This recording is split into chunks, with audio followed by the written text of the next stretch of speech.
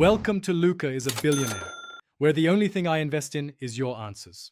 You begin by turning the breaker off and verifying no voltage, safety first. Once done, strip the cable ends and lay out the lamp sockets in order so you know the chain.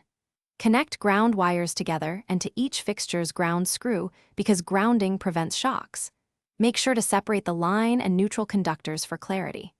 This starts the physical sequence. Next, you'll join the circuit in series by working with the hot conductors at each connection point. You now connect the hot conductor from the power source to the hot terminal of the first lamp. This supplies the initial voltage. Then, make the intentional series link. Connect lamp 1 neutral to lamp 2 hot so current flows through lamp 1 into lamp 2. Keep repeating that pattern until every lamp is chained.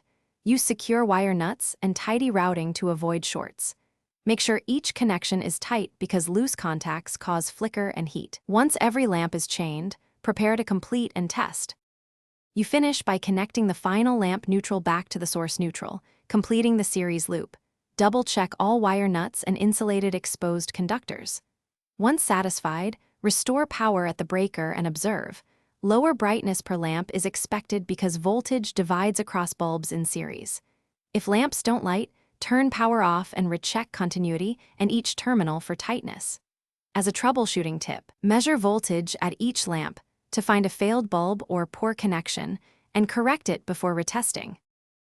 Thanks for watching and please subscribe. It's the best investment you'll ever make.